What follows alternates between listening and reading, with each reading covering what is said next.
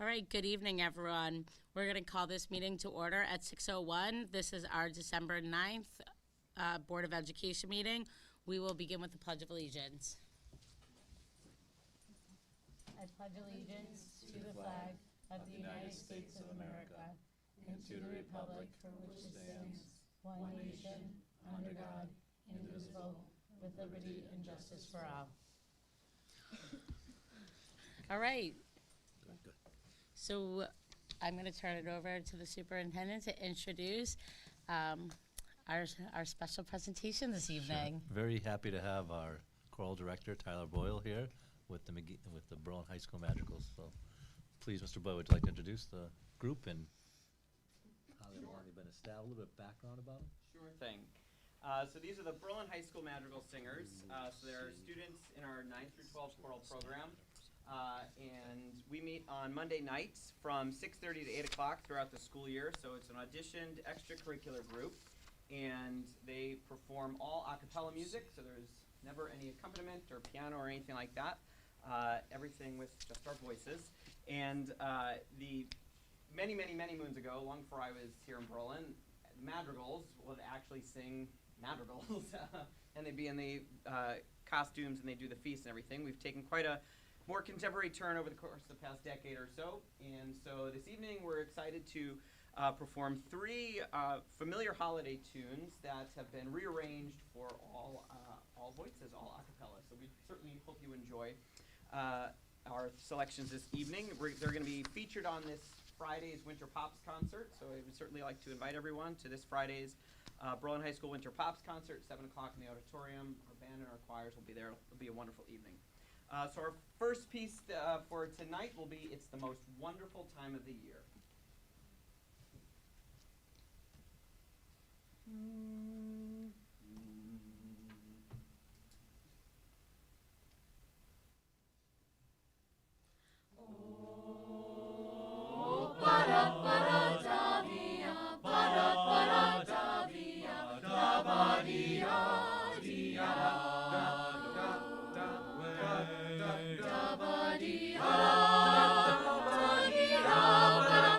It's the most wonderful time of the year. With those kids jingle belling and everyone telling you, be of good cheer, be of good cheer. It's the most wonderful time of the year. It's the happiest season of all. With those holiday greetings and gay happy meetings when friends come to call, it's the happiest season of all. There'll be parties for hosting, marshmallows for toasting, and caroling out in the snow. There'll be scary ghost stories and tales of the glories of Christmases long ago. Oh, it's the most wonderful time of the year. There'll be much mistletoeing and hearts will be glowing when loved ones are near. It's the most wonderful time. It's the most wonderful time. It's the most wonderful time of the wonderful time of the year.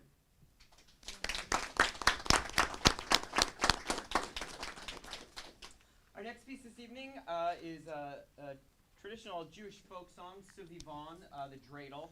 Been reharmonized here, so it features quite a bit of intricate jazz harmony. So a little bit of a challenge for us over the course of the past semester, but I'm happy to say that we have finally got it, and we're happy to share it with you now.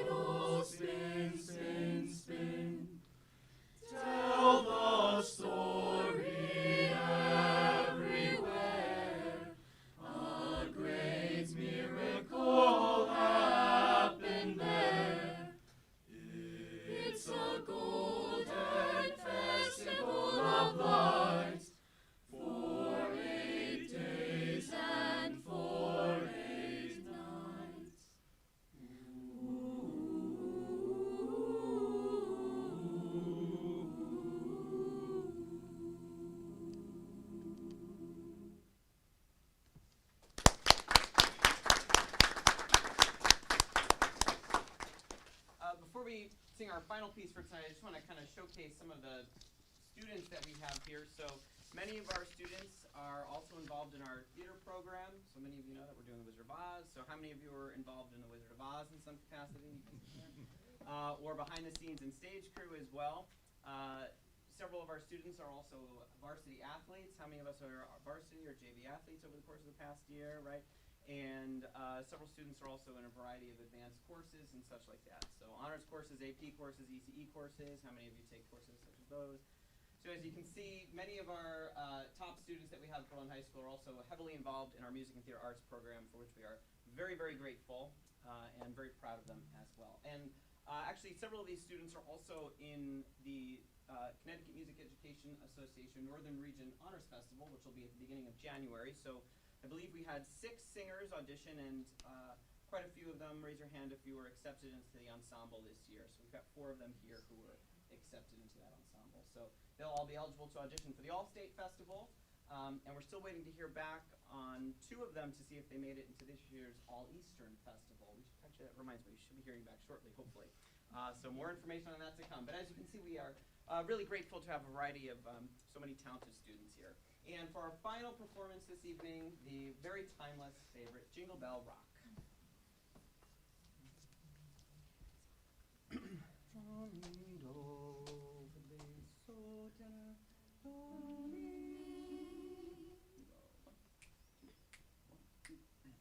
Jingle bell, jingle bell, jingle bell. That's the jingle bell. Jingle bell, jingle bell, jingle bell, jingle bell time and jingle bell time. Jingle time, And blowing up bushels of fun. now the jingle hop has begun. Jingle bell, jingle bell, jingle bell rock. Jingle bells chime in jingle bell time. Dancing and prancing in Jingle Bell Square. In the frosty air. What a bright time, the right time to rock the night away. Jingle bell time, swell time. To go riding in a one-horse sleigh. Hey! Giddy up, jingle horse, pick up your feet. Jingle around the clock, mix and a mingle and a jingling beat. That's the Jingle Bell Rock. Jingle bell, jingle bell, jingle bell rock.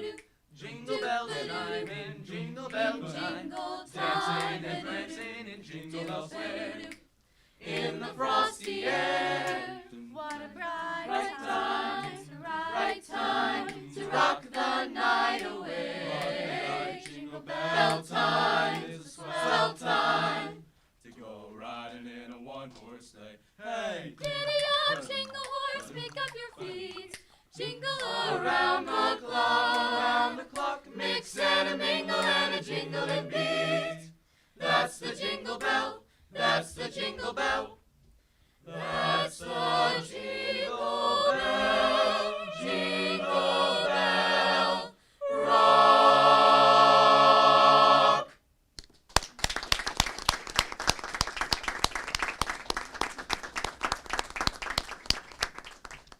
Thank you so much. That was incredible. It always is, and I always look forward to it.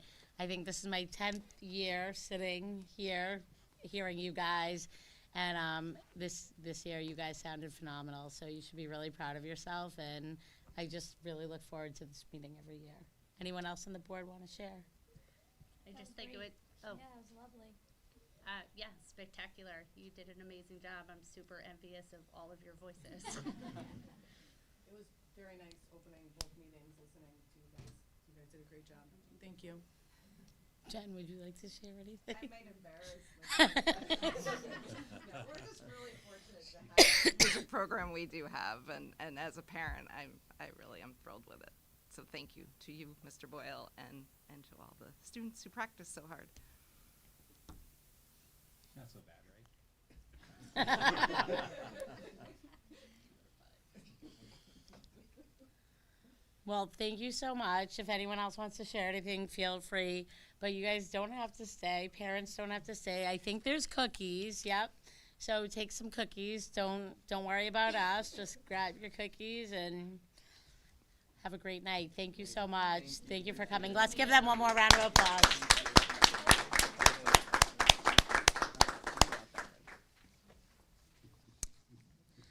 All right, so that was a great way to start the meeting.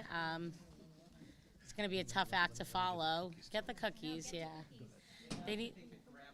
Yes, they can. If anyone else wants cookies, you can follow them out to get them. Please, help yourself.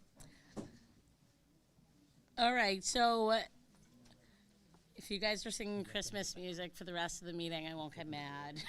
I'm kidding, I probably will. Okay, report of board members.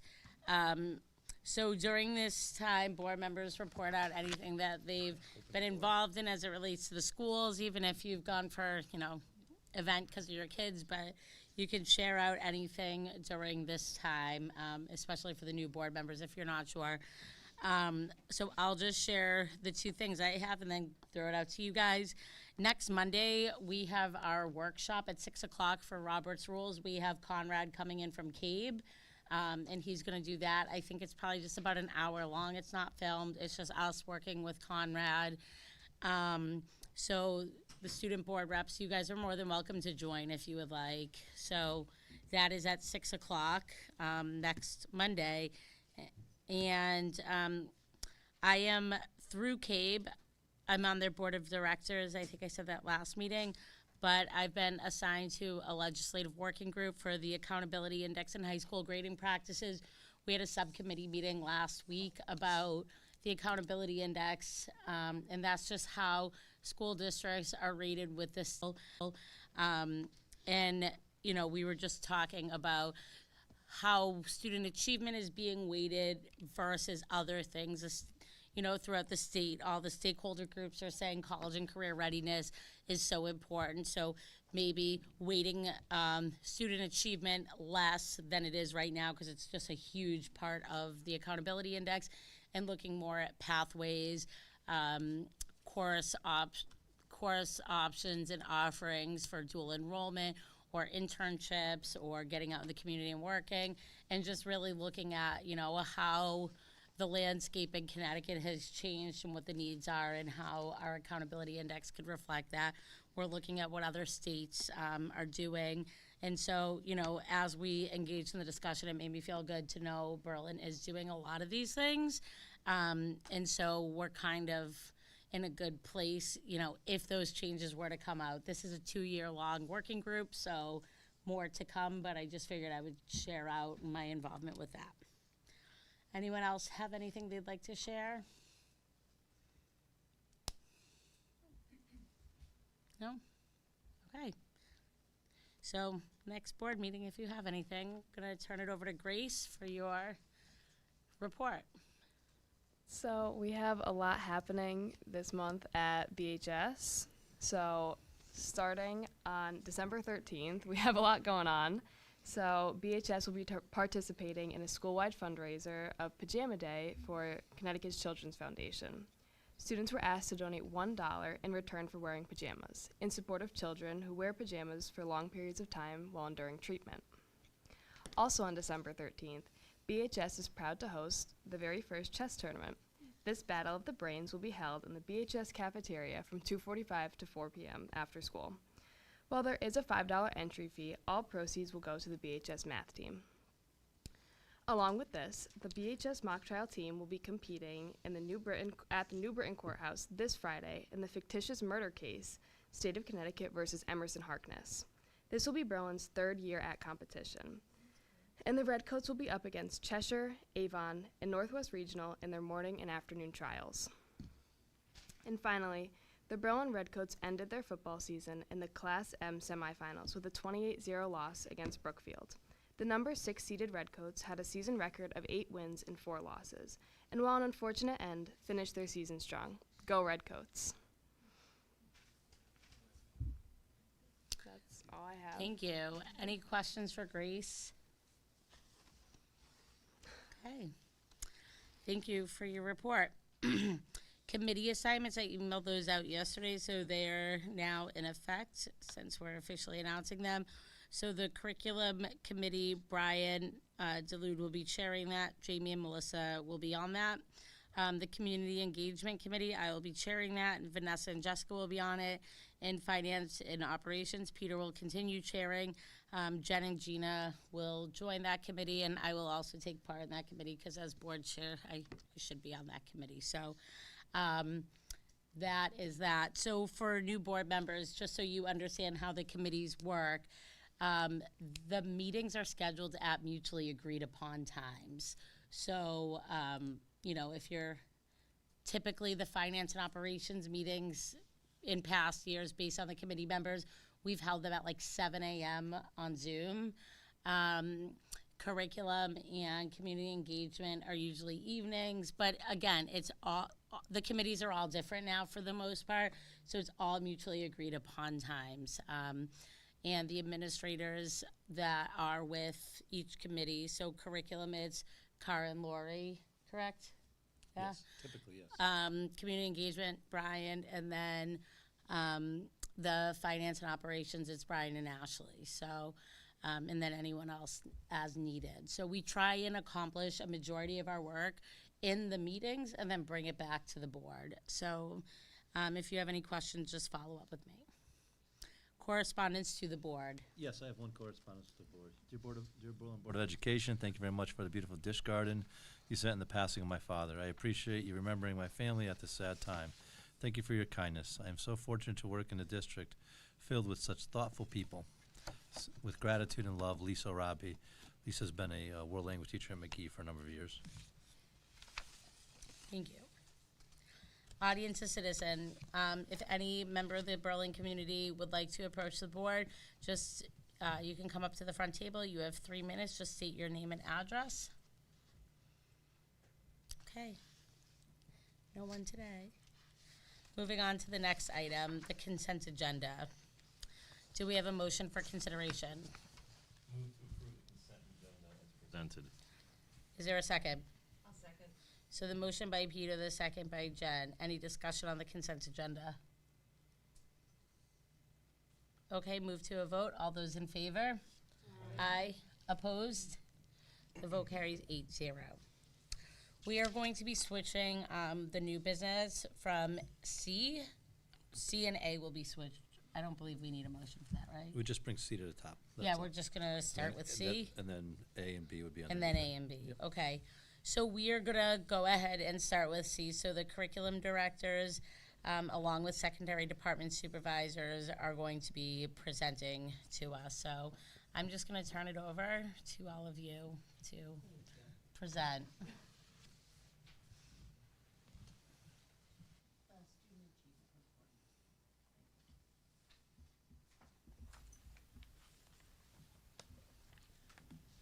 So we're just going to start by talking a little bit about the student achievement measures.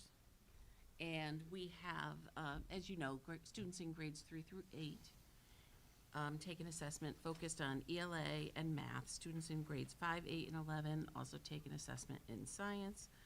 And they're used, the data that we get back is used to monitor growth. And by the end of their high school career, we want students to be career and college ready, which is what Julie was talking about. So Smarter Balance is taken online. We receive achievement levels back. Thank you. And students are given levels 1 through 4. We report this information to families. Generally, after school starts, it depends when we get it back from the state. The data is used as one data point when determining if students need additional supports or extensions.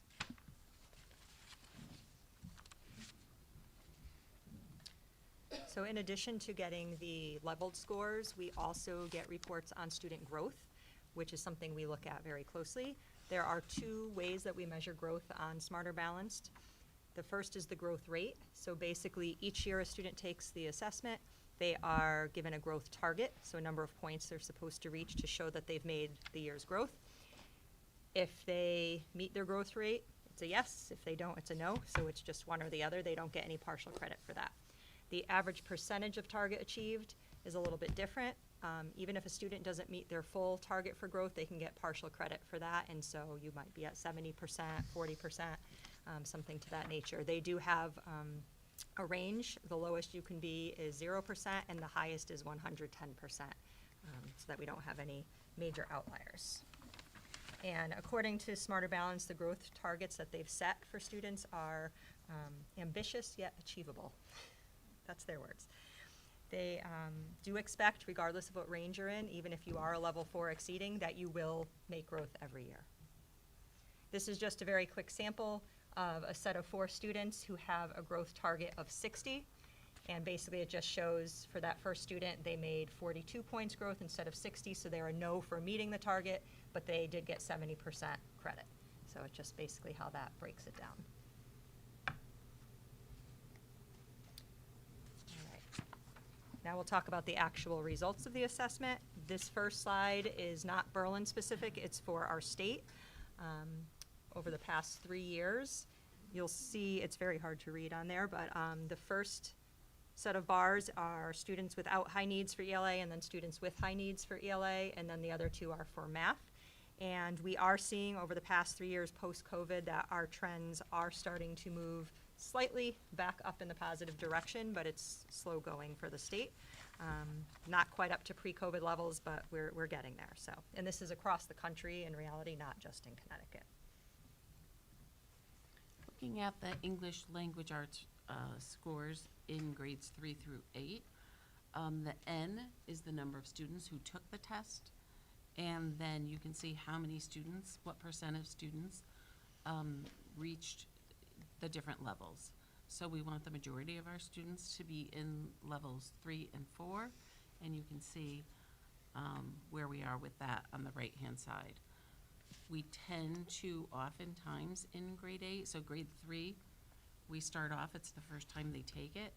It's a difficult test for them to do for the first time, even though we do prepare them for it. So that tends to be a little bit lower. And then in grade 8, when they've taken it for a long time and they've pretty much had it, they tend to also slip off a little bit. The next graph shows you the same data, but in graph form.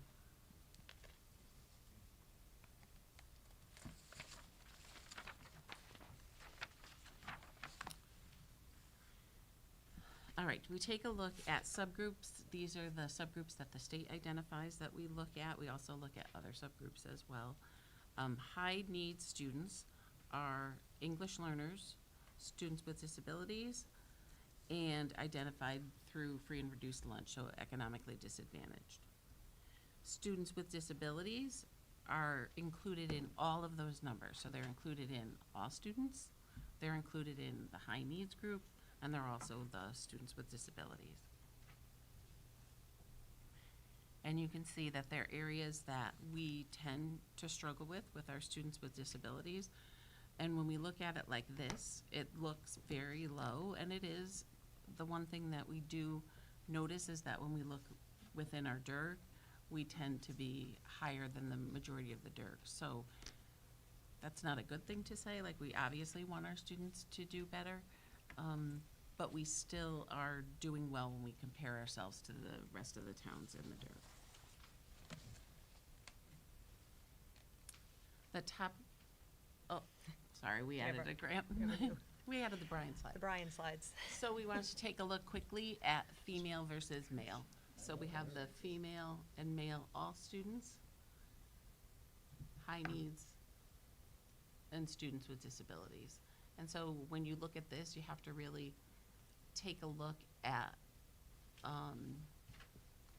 the individual students. So it's kind of hard to tell with certain demographics where they are, but there's not a huge discrepancy when you look at all of our students, male and female.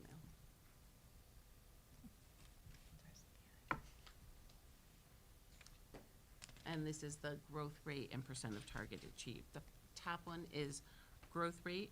As Cara said, students either meet their growth rate or they don't.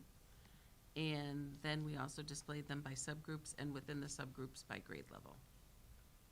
The bottom graph is percent of target achieved.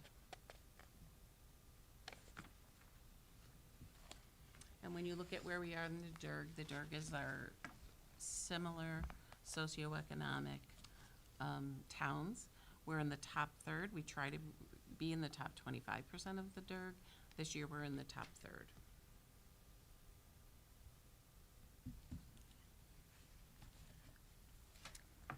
Moving on to math. Luckily, Lori explained the majority of the slides already, so I'll try to move through. These are our 4 levels of performance for math.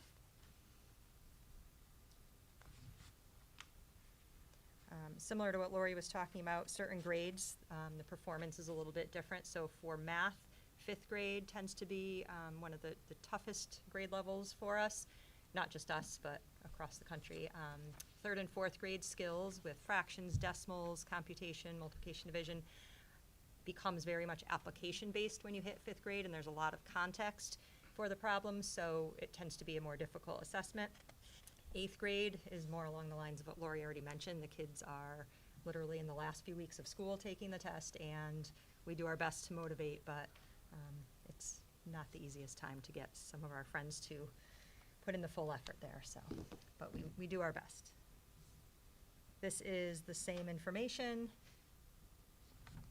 The one thing I would note on this, outside of 3rd grade, 4th through 8th grade, the highest band is the level 4 for all of those grade levels for performance.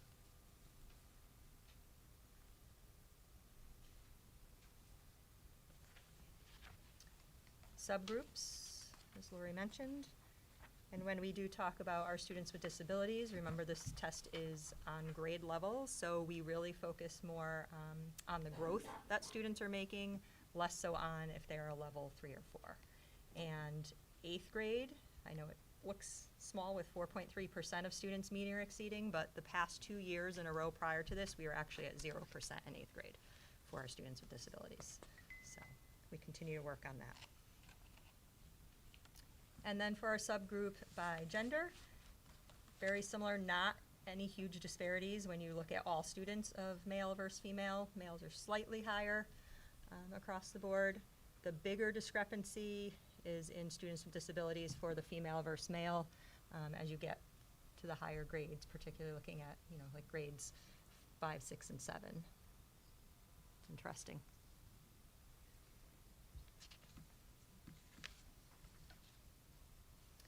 And again, looking at our growth, the top set is our growth rate, so the yes or no, we either achieved or we didn't, and the bottom is the APTA, so the average percentage.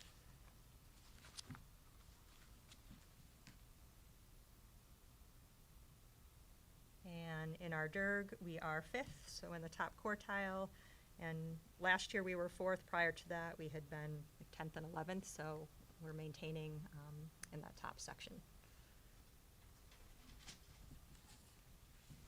So ongoing work and next steps, I think we're going to keep pretty short and sweet. You can read everything that we have here. I guess the biggest highlights, Lori will jump in, but we do provide targeted professional learning opportunities, particularly in ELA and mathematics. There'll be a lot going on in ELA coming up with some of the new reading.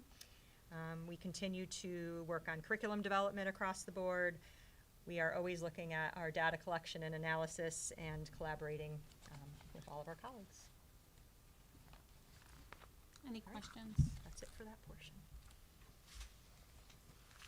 I know some of you saw this twice, so. I know. Did it get any better? Got faster. We tried. Good. Well, thank you for doing the breakout. Yeah. It's And we interesting. actually did look at the BER data. So kids who were born in the fall, and there wasn't huge discrepancies either. We just have to get that into chart form. We'll send it off to you. Very good. Can I move on to science? Okay. So Adam Leonard is the science department supervisor. He was on a field trip to, I believe, New York City today, and they hit some traffic on the way home, as you can imagine, particularly with this weather. So he was not able to get back in time for the meeting. I told him I would jump in and cover this. So as Lori mentioned, NGSS assessment is taken in grades 5, 8, and 11. Similarly to Smarter Balanced, we administer in the spring. McGee and BHS actually usually administer in April. And then the elementary grade 5 assesses after they take Smarter Balanced, so right at the end of May. Same setup, levels 1 through 4 for achievement, focuses on science content and practices, and we get our score reports in the fall, similar to SBA, and we do send them out together. So starting out, we have our statewide data. As a state, again, very similar to Smarter Balance, we continue to make very small steps in a positive direction, moving back toward our pre-COVID performance. Here are our percentages for our levels 3 and 4, actually all levels, and then 3 and 4. I did want to note for the high school, which is a very difficult assessment, that 74.2% is a 14% increase for our 11th grade over the past 2 years.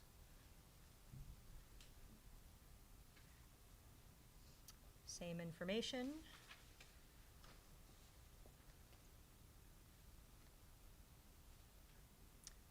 I will point out just for the 11th grade exceeding, that's usually around a 10 to 12% for us, and we're up to 20% of students exceeding. So that was a big jump. And our level 1 shrunk, which is nice.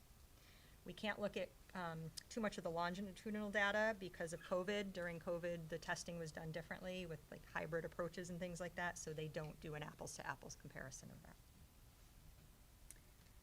And then our subgroup performance.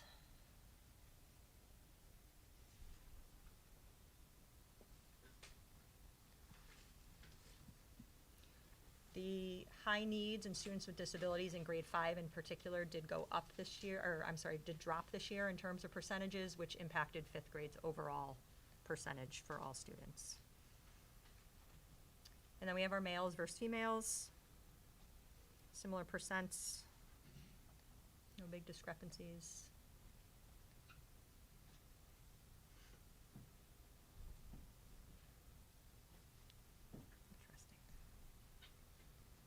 And then in the DERG comparison, we are 9th overall. We maintain, that's where we were last year as well.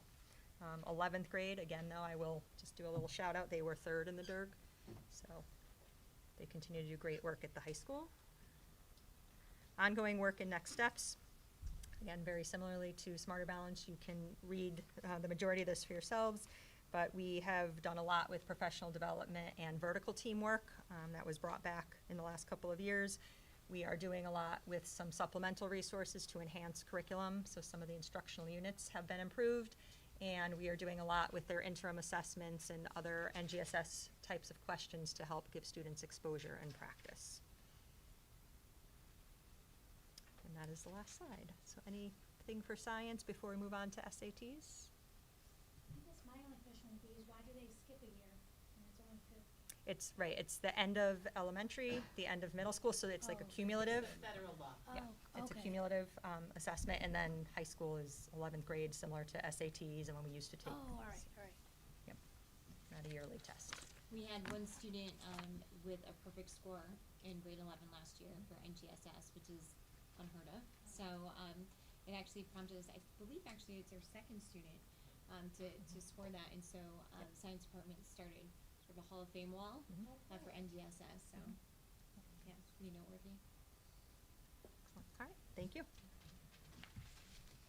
And now our secondary department supervisors will come up to talk about SATs.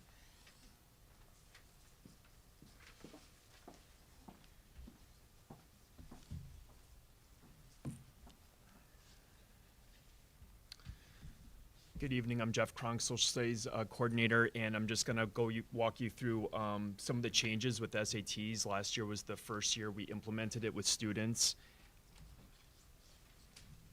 It's administered through the College Board.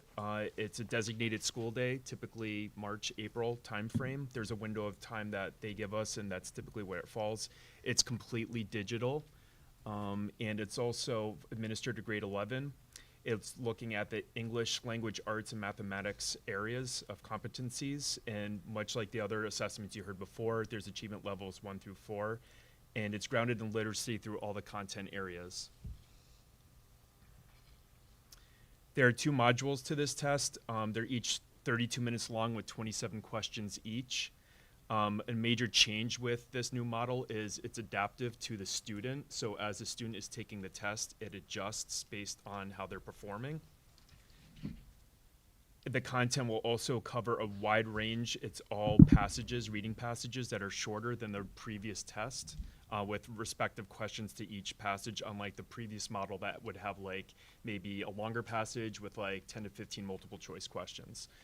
But the reading passages cover all ranges of content areas that are all listed right there. There's also more visual data than there was in the previous test, so a lot more graph interpretations, chart interpretations, things of that nature.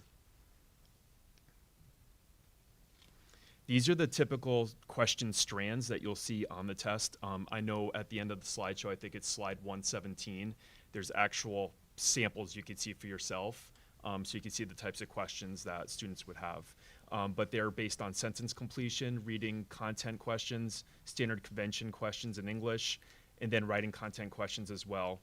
Students also have to answer questions based on the types of transitions that the author of the passage is making, along with rhetorical synthesis. Good evening. My name is Ross Hansen. I'm the Math and CTE supervisor.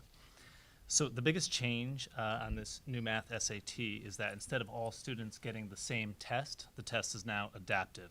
The pro of this is that the SAT is able to determine a student's achievement in less time, which means our students did not have to sit for nearly as long when taking the exam.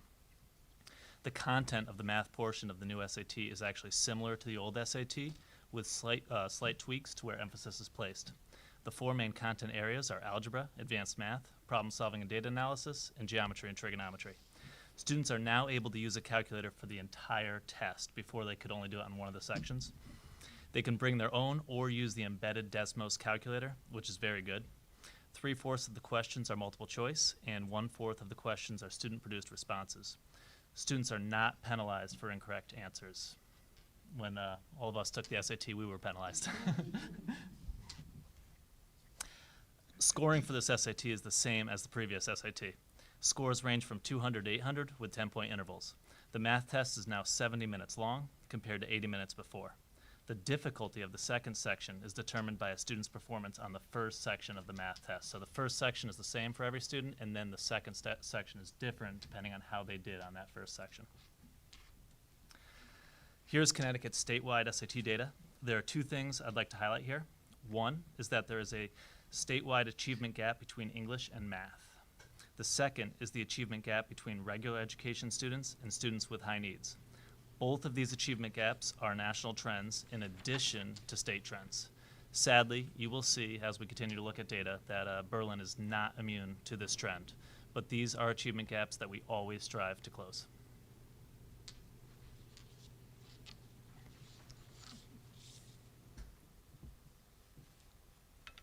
Musical chairs here. Good evening, I'm Lori Pasewitz, English Department and Business Department Supervisor. As you can see from this slide, the benchmark that College Board uses to determine college and career readiness is a 480. That benchmark does not change despite the fact that it's a more challenging test. In our last administration of the test, our average score of 520 is 40 points above the benchmark. As you can see, we tested 237 students last year with 67.9% of our students meeting or exceeding goal. Our scores, as you can see, and the percentage of students meeting or exceeding goal have remained relatively consistent since the pandemic and with the addition of the new test. While the state average has declined from a 527 to a 491 since 2020, Berlin students have held relatively steady over the last 4 years, increasing the reading and writing score from a 514 to 520, which is 29 points above the state average. Moreover, almost 68% of Berlin students are meeting or exceeding goal, as opposed to the state average of 54.8. So this slide ultimately demonstrates Berlin's consistent performance above the state average from 2017 to 2024.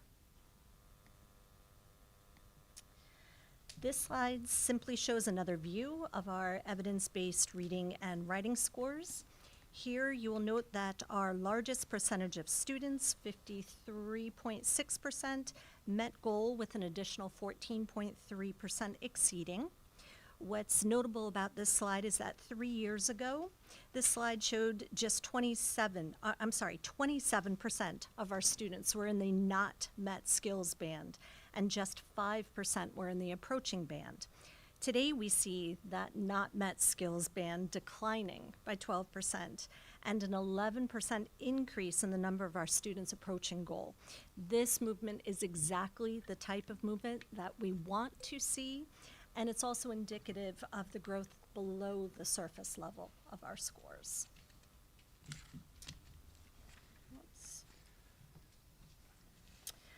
This slide shows a comparison of the student performance within our DIRG, looking at the percentage of students meeting or exceeding goal, and with Cromwell and East Hampton technically tied for 6th in the DIRG, we rank 8 out of 24 districts, just 1 point behind Bethel. This puts us in the top third of schools in our DIRG. It's also very interesting to note that the districts falling into the 2nd and 3rd quartile are all within just 15 points of one another. We're right there. This slide shows our 2024 results by subgroup. Here we see that 37.5% of our students with high needs are meeting or exceeding goal. Additionally, 21.2% of our students with disabilities are meeting or exceeding goal, which is up from just 5.6% in 2023. This is a strong indicator that the modifications in place for our students with disabilities are not only appropriate, but effective. This slide shows our student performance broken down by gender. In our overall population, our students with high needs and our students with disabilities, our female students tend to outperform our male students. To that end, as part of the ongoing work in the English department that I'll speak more about on the next slide, we've taken great strides to add some more engaging and relevant literature in our curriculum in order to capture student interest. One such most recently approved title is Jason Reynolds' Long Way Down, which we're very excited to incorporate as a whole class novel in grade 9. The ongoing work in the English department consists of a year-long process designed to help students prepare. This student includes baseline, mid-year, spring practice assessments given in all 9 through 11 English classes. Data analysis of that student performance is used to target skills and inform instruction.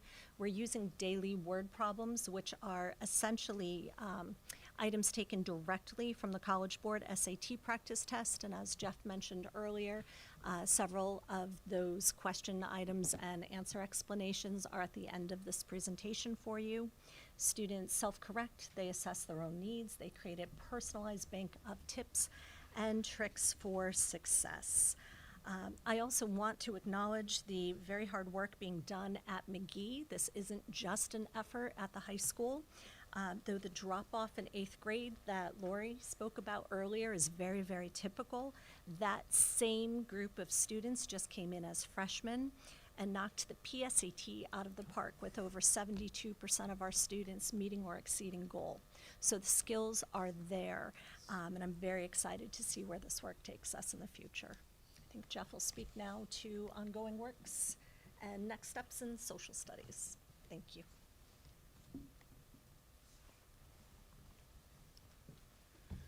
To complement the hard work in math and English, social studies is continuing its practices that we've done the last few years of looking at student performance, analyzing the data with groups of teachers in common planning time, and making informed decisions moving forward. We notice trends where maybe students struggle with certain question stems that I referenced earlier, so that's where we put more of the work into it. We're still using sources like Upfront, Newsela, Common Lit that are great for like actual nonfiction reading, like current news type reading passages, so we can bridge it into the curriculum more authentically. Schoology is another great tool that gives the simulation of that timed online testing session, but also getting the students to see their performances right out of the gate based on question. So for instance, as a teacher, I could say, 50% got question 7 wrong. Let's look at that together. What went wrong? And that's what we're doing, a continuation again. Another thing I want to point out is College Board and Khan Academy have so many great free resources that we tell the students all the time to take advantage of. They literally could log on, take practice sessions, and it gives them their immediate results drilled down by what they need to work on with links to those like tutorials, which is a great resource. I wish I had that when I was in high school myself. And Ross will now speak about Thanks. math. So this next slide details the percentage of students at each benchmark level from 2017 to 2024. The College Board has set their college and career readiness benchmark to 530 because through data analysis of thousands of students, they have found that students with a math section score that meets or exceeds the benchmark have a 75% chance of earning at least a C in their first semester credit-bearing college math course. You'll notice that the math benchmark of 530 is higher than the reading and writing benchmark of 480. This is simply because the data says that students need a higher SAT math score than reading and writing score to have that 75% chance of earning a C or better in their first semester credit-bearing course. At first glance, last year appears to be a huge dip in performance. However, as you will see in the next slide, the entire state took a dip in performance on the math section of this new SAT this past year. The bottom line is that the test was different than in past years, and the scoring on the math section was harder as indicated by the dip in both state and national scores. According to the New Haven Register, 91 of 111 school districts went down in Connecticut in the math SAT last year. BHS went from an average score of 511 to 499, which is 12 points lower. The state went from an average score of 42 to 471 in math, which is 11 points lower. Our change almost exactly mirrored that of the state. We aren't happy with this, but our performance change is in line with the state on the new assessment. This next slide compares our math performance with that of the state of Connecticut. Our average SAT score, which takes into account all students, was 28 points higher than the state. For context, the College Board benchmarks expect a student scores to improve 30 points per year on the PSAT and SAT tests. Berlin, being 28 points ahead of the state, means our average student is approximately a full grade level in math higher than your average student in the state. This slide is simply a visual representation of the data already shown to you. This bar graph shows the breakdown of students at each level on the SAT last year. As always, it is our goal to decrease the percent of students not meeting and approaching the benchmark while increasing the percentage of students meeting and exceeding the benchmark. Shortly, I will go over our action plan for doing this. Here we have a comparison of our student performance to that of other schools in our DIRG. You will see that Berlin is 10th of 24 schools. This means our performance was in the upper half of schools with similar demographics to us.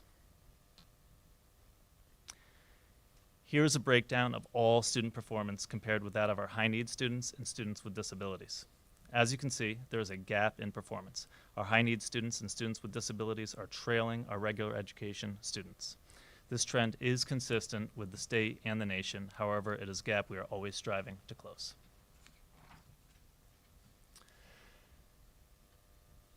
So this slide here compares our male and female performance.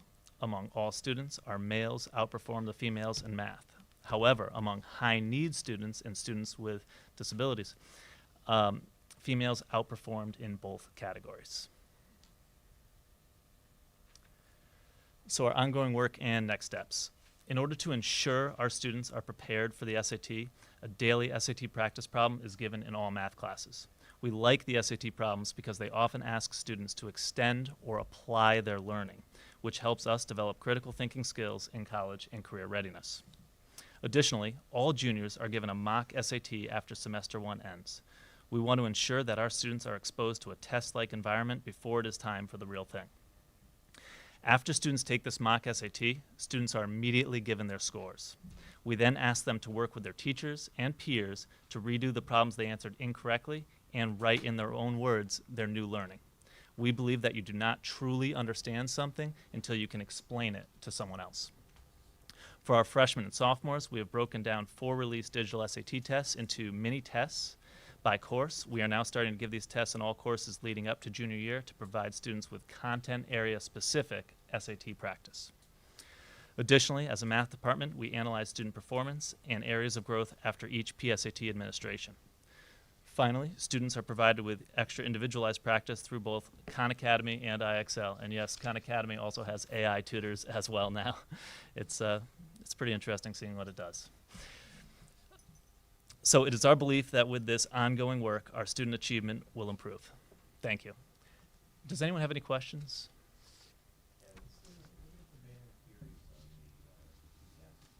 Math or causation for it. I have a doctorate thesis on Is that. that if a you'd loaded like. question or? Yeah, we often see the females performing higher in the reading and males performing higher in the math. I mean, I could tell you it's really just speculation. Okay. But we do need to build student confidence. I could tell you that for sure.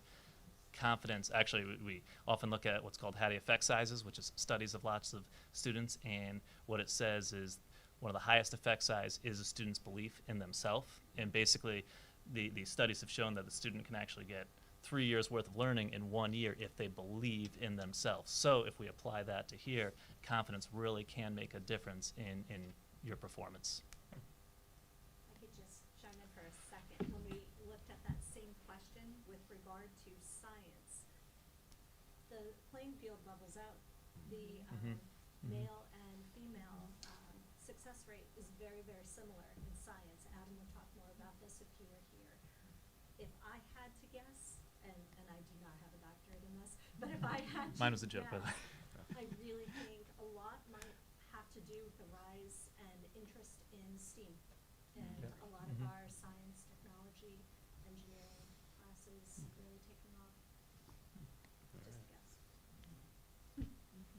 And it has been one of our big initiatives just to make the demographics of especially like our computer science classes just more diverse. You know, we did not have many females enrolling in those courses at all, but something we've worked on and we're improving. Anything else? So I have a question. Yeah. So during my share out, I talked about the accountability index and the indicators. Do you think, I don't know how familiar you guys are with those Yep. on your end. Is that stuff you guys look at, or it just kind of goes Yes. to the state and? So no, I wouldn't say, just speaking for the group, it's not numbers that we sit around the table at the beginning of the year in our initial, right, and kick it off. Familiar, yes, but not sort of benchmark that we're discussing in depth of our planning, if that makes sense. So I guess this is unrelated but related as it relates to the academic achievement with all students, and then the students with high needs, and then the SAT scores, and then the post-secondary, and then the dual enrollment, all those pieces. Do you think student achievement should remain where it's at, or do you think all the other components could be weighted at a different? And you don't even need to answer it. I'm just curious, as I just shared out about that. I Now think we're once we get through the program of studies, pathways, I think then we could probably answer that Yeah. question even a little more into, you know, it's just coincidental how you brought that up and where we're going as a district. And so I think the stars are perhaps aligning in the near future. So I think if any of you guys do have feedback that you want me to bring back to the subcommittee, just email me directly, because I think in my role, my professional role, I'm not looking at any of this, and I'm by nature advocating for the CTE and the pathways, Right. but I'm not sitting in the student achievement seat. So as a board member representing Berlin, but also CABE, like what more can I bring back? And you can send it directly to me. Like I won't tie names to it, but I think I have a seat at the table and a voice. So that's wonderful. I think without a doubt, the one change that could be made very easily is just tying improvement at the high school level to those reports. So right now you'll see like in grades 3 through 8, we get graded on our students at benchmark, but we also get graded on the improvement our students have. So even if a student isn't at benchmark, we can earn points if they have made a year's worth of growth. At the high school, we're only being scored on the students at benchmark and above. So we have students who maybe are going up 200 points on the SAT. That doesn't get included in our report. And the state could do it if they just looked at the PSAT scores. So we are testing students. It could be done, but that is definitely what I would recommend bringing back. Perfect. Just that improvement piece. Thank you. And if anyone else has afterthoughts, just send them to me, because I don't necessarily know. And that goes for anyone at the table here, too. I just want to point out too, a newer tool that we've been using as teachers is the data warehouse. And that's been a game changer too, because in the past we'd make like homegrown assessments that gauge where students were at from day one. But now we have data populated already, so they come in and we can see how they did the year prior on these exams. So that gives us a baseline of where they're at, even based by question. So it gives us much more targeted instruction. So I'm hoping over time we'll see those changes as well using that tool. Thank you. Thanks, everyone, for your time.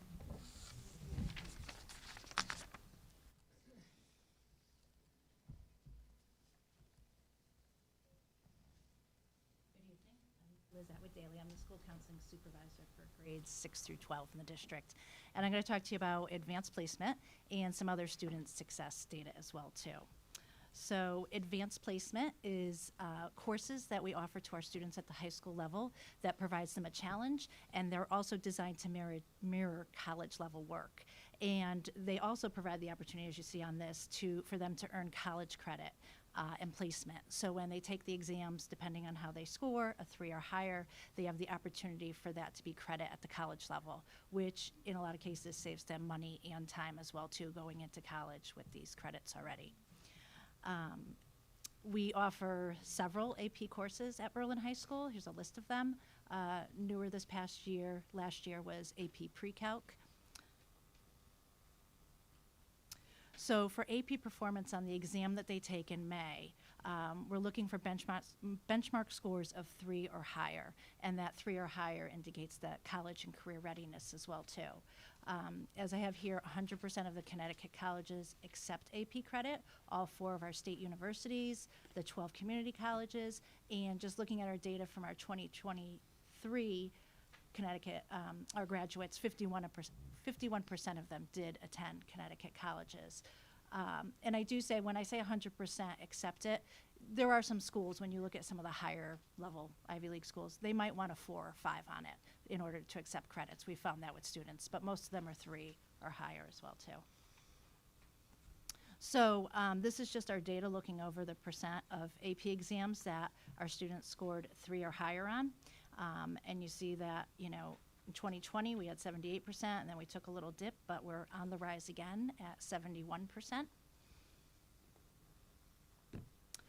And this is just our numbers through the years of total AP students, which has increased, the number of exams we've given, which has increased, and our number of students who have had AP scores of 3 or higher as well. And the 23-24 school year, this last school year, we were recognized on the AP honor roll, which hasn't happened for several years, which is outstanding. And it just recognizes the work that's been done by the teachers and students. It's awarded when you've increased your test scores of 3 or higher, and also more students are taking AP courses. We also have additional college credit-bearing courses at the high school. We have several UConn, ECE, we call them dual enrollment courses, where the students, again, can earn that credit for, have a UConn transcript when they're done as well. And we have college career pathway courses through Tunxus. We have 3 courses there, accounting, accounting 2, and computer-aided design. And then we also have, in recent years, offered some Southern Connecticut State University courses as well. Can I ask a quick question about the CCP? Yeah. Is basic accounting and principles accounting 3 credits total, or 3 for each? 3 for each. Okay. Yep. Yep. 2 different courses they would take them. Yeah. And they're both half year? Yes. Well, I think they're full. Are they full year? Half year. Yeah, half year. So UConn provides us this data just on our course offerings and participation data. And if you've seen this presentation before, it was a crazy chart that used to have crazy lines everywhere. So I'm glad they kind of updated this graph to be a little more readable. So if you see the gray is the courses that we have available at the high school. The black bar is the average number of courses compared to our school size, and the blue is the average number of courses in our county. So if you see, we have a very high number of students compared to just schools our size and to the county, and same thing with the number of courses we offer we offer more than most. And this has given us recognition as one of the top 10 high schools for student enrollment and credit hour attainment through UConn. This is the number of enrollments in college credit-bearing courses at Berlin High School. So this would take into account the AP I just went over, UConn, Southern, and the community college courses as well too. So you see that we've increased through the years too with our enrollment of students in those courses. This is just a chart on our graduation rates through the years, as you see. And just looking, you see that, we've kind of dropped a little 22, 23. I do want to make note that, looking at the 2023 data, when I looked at it, we've had, almost all our students graduate last year in 2023. So that data, when I looked it up through EdSite, it also takes into account kids that we have at our other schools, magnet schools, private schools, outplaced, and such. The class of 2025 took a survey at the end of last year, or during their junior workshop class, I believe, about what their plans were, their post-secondary plans. So you see, if you look at the 4-year and the 2-year, we have about, over 80% of them saying that they plan to go to a 2-year or 4-year college. So I have students that are interested in the military, technical education, trade schools, and apprenticeship. This is data from EdSite just on our post-secondary school persistence. So our students that go off to college and continue in a second year, and it is in the same college that they return to that college in the second year. So we've maintained in the 90%, which is good.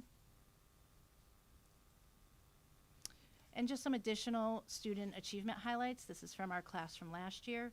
We had 1 National Merit Commended Scholar, 93 Presidential Award recipients, 60 National Honor Society members, 38 Rho Kappa members, 41 community service citations. So those are students on their own that do around 120 or so hours of community service during their 4 years at the high school, 30 Seal of Biliteracy recipients, and 22 capstone exemplars. I think that's, yeah. Anybody have any questions? I wouldn't say that I have a question, but as someone who has participated in AP classes and UConn courses, I do think that BHS does foster that student engagement and participation in courses such as those, and it's why we have such a high participation rate. And I know that the people in my classes, even last year taking 2 APs and coming up, there's people taking 1, 2, 3, starting even sophomore year, and it's just a good environment, and I think BHS is very successful in fostering that. Yeah, thank you. Yeah, it's interesting. I had some students that transferred in, and they had asked about AP class. They're like, "Oh, we couldn't take them at our school until junior or senior year." I said, "Yeah, no, they're available." Yeah. Too, so there's so many. I know that I could take AP Sciences through my senior year, and there's so many selections for all interests, and I just think it's a really great program. Great. Thank you. If I could just make a note for the board, that the model here with having 612 supervisors is relatively new to Berlin. When we moved the assistant superintendent and promoted 2 curriculum directors, that's when we then went with the model of 612 coordination, and I think it's had a huge impact district-wide. As far as the number of AP courses offers, as you spoke to, Grace, that's something that's been a thrust. As the school population, we're not a large high school, so to offer those many options to students, it's very commendable to have the number of college credit-bearing courses, as well as the AP courses that are offered. And we're going to hear a little bit about our career pathways, which will also is something that many are striving for, as we're one of the districts trying to do that this time. So, any other questions about the presentation on the student achievement presentation and the 612?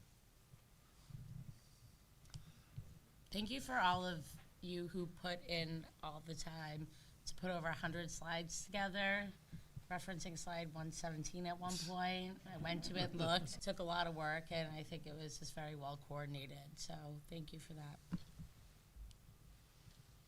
Anything else? Okay, so now we are moving on to High school program studies. the program of studies. So we will turn it over to those people presenting that. So it's really just me. Just you. Principal Amenta, that's it. A lot of Principal things Amenta, here. well, in here it Principal Amenta, says- all by So yourself. there's no size attached Oh, for this yes. because it lives in the packet. So if you have your significant changes packet or material electronic, that would be helpful to follow. I know some of you had the presentation last week at Curriculum Council. We have a lot of material here to go through, so what I'm going to do is really just highlight the significant changes and really give you the space to ask questions should you have them.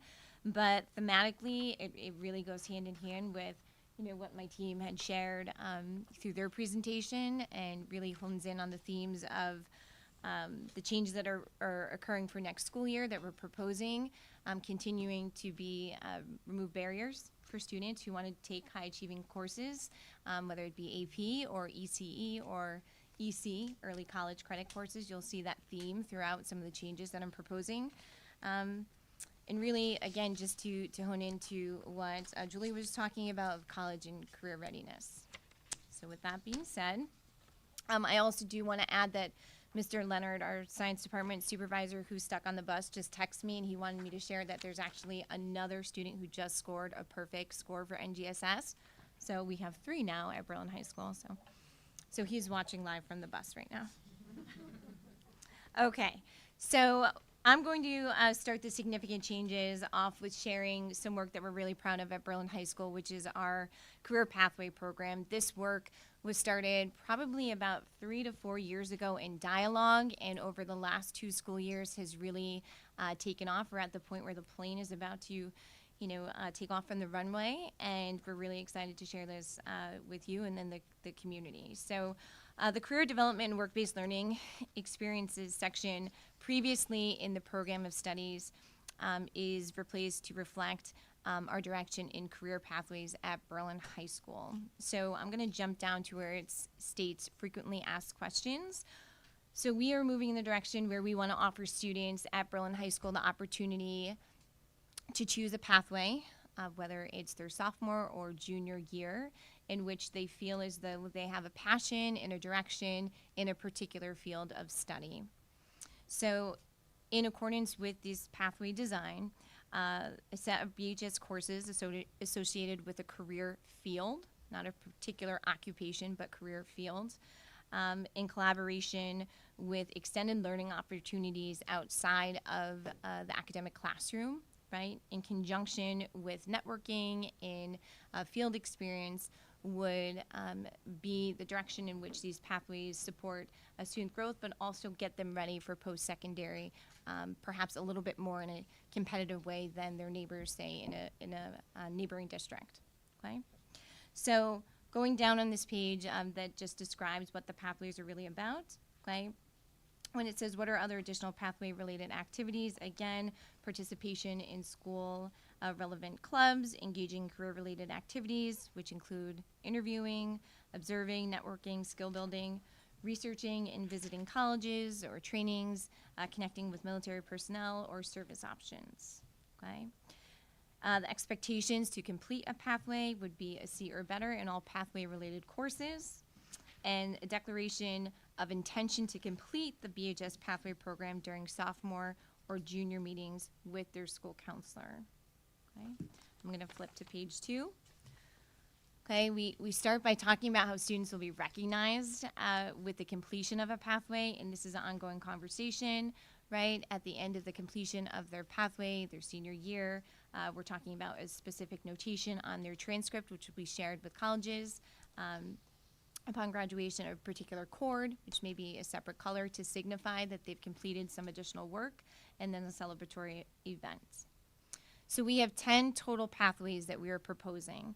I'm not going to go through all of the courses listed in each particular pathway, but if anyone has any questions as I share each pathway and then the requirements within, please stop me and I'd be happy to speak to them. Okay, so our first pathway is our business pathway. With it states at the bottom of each box, if you're following along, it says must complete one of the 3 strands, so that would be either accounting, finance, or marketing. Okay, with additional business electives for at least 3.0 credits and an exploratory extended learning opportunity, okay, to satisfy that pathway. Now I want to share This is in conjunction with their regular graduation requirement courses, okay, that they'll naturally be taking. Okay, the next pathway is the design and engineering pathway. Okay, it shares some core courses and then additional courses.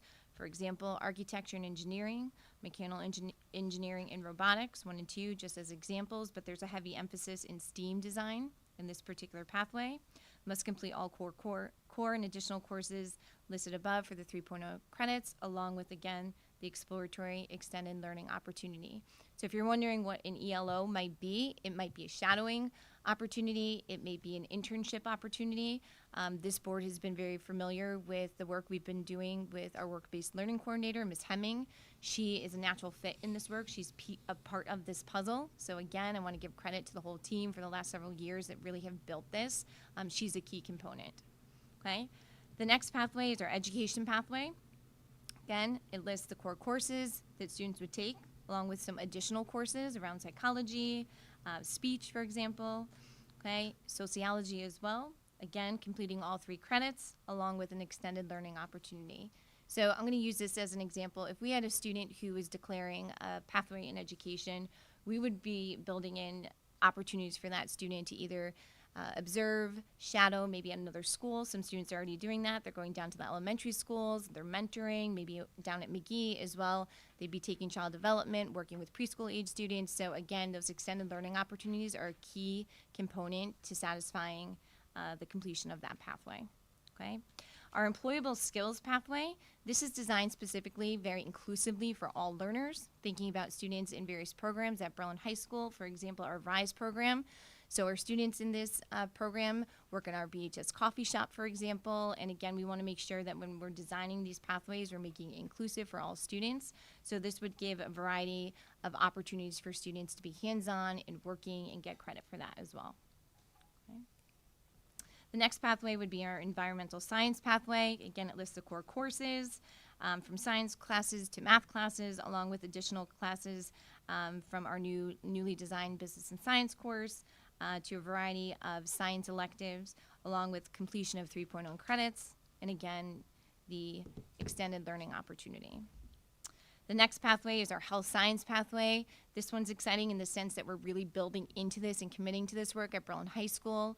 We've talked for the last several years about our CNA course, our EMS course, and thinking about this health allied service that we're offering students, and thinking about the direct correlation between what we offer in our core science classes, biology, for example, and so on, along with some of those health allied services. So it's extremely exciting in thinking about where we can go in the sense of designing, again, students for credit completion, along with the extended learning opportunities.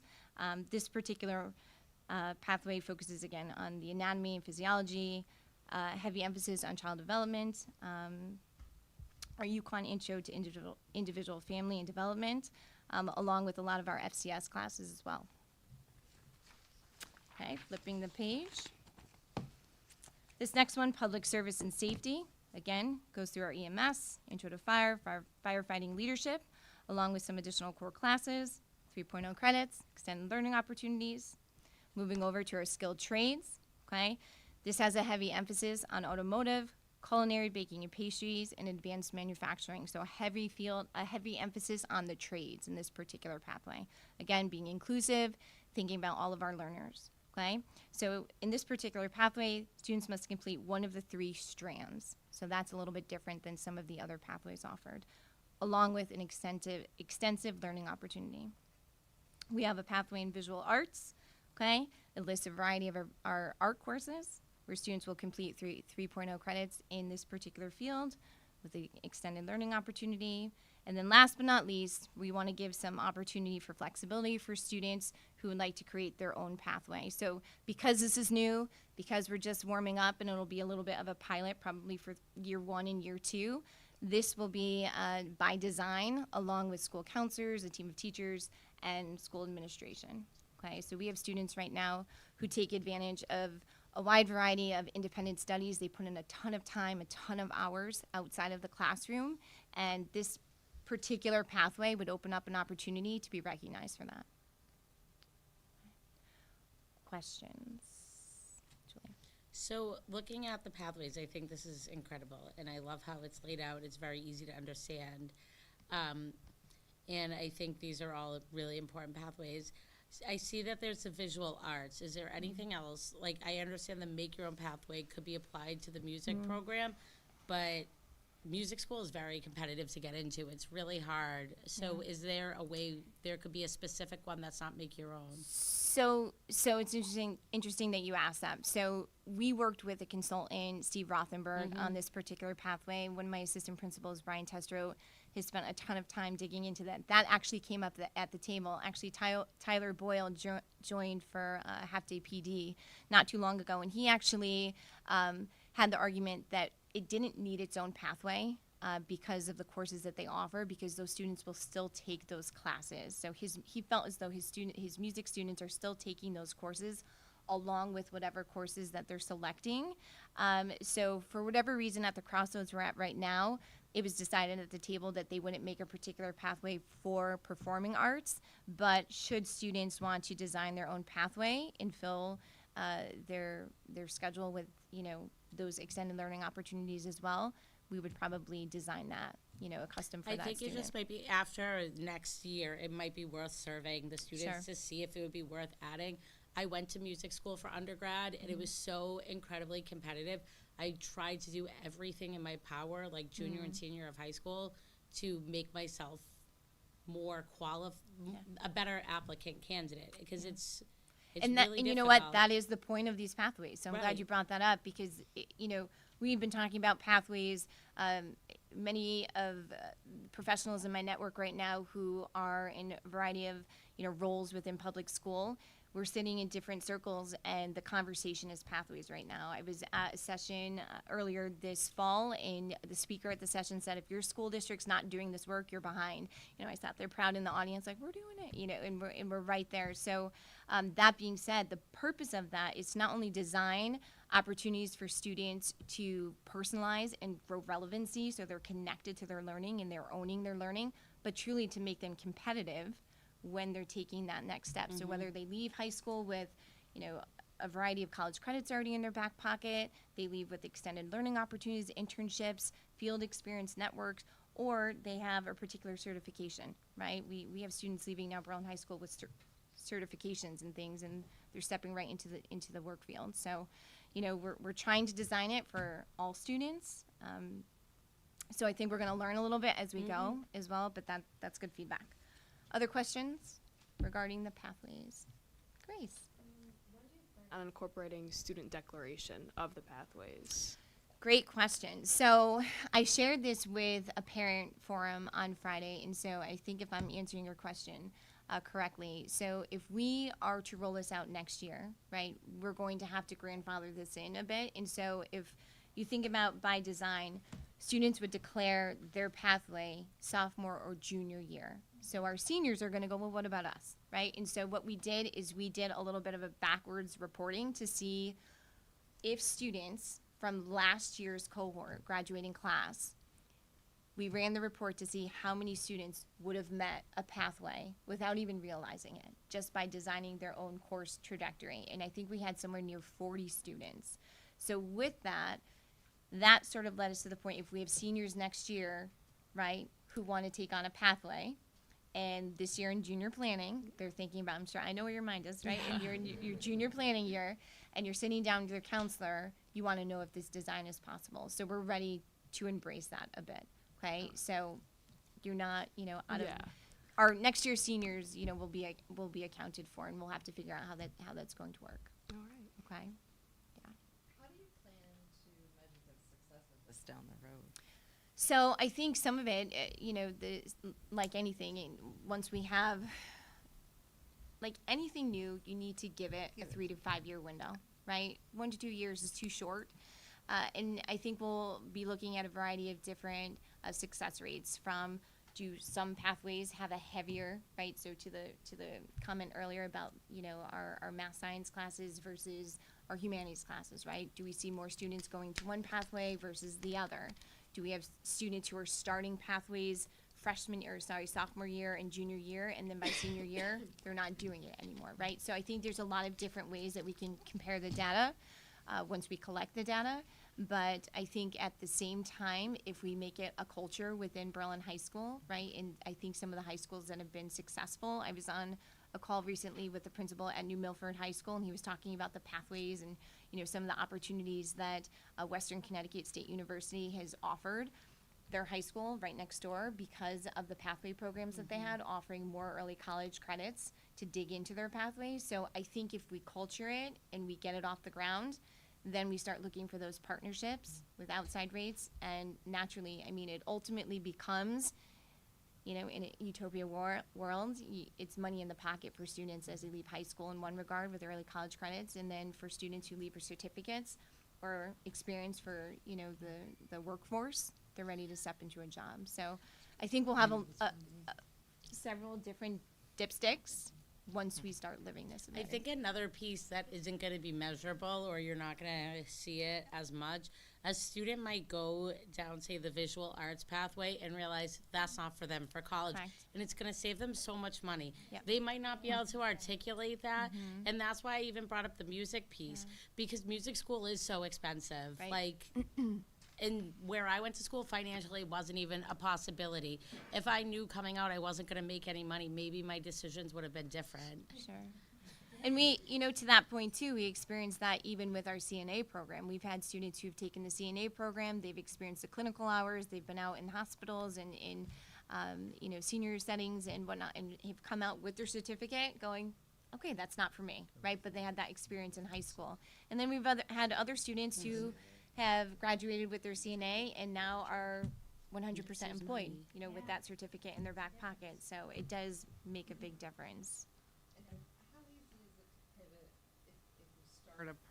If you start a pathway and So then that's say, going to be a bit "It's of the not gonna be for puzzle, me." right? So I think once we live it a bit, and part of the puzzling with scheduling at the high school, as we know already, right, it's competitive to get into certain classes. So this is designed so that it doesn't box students in. It's designed with purpose. Today we had a conversation at our admin team meeting about, does Power School tag students? So if we have 40 students, you know, say in the junior class who have declared a pathway, can we tag them in Power School so that they get preference into certain classes to achieve that pathway? And I believe Power School can do that.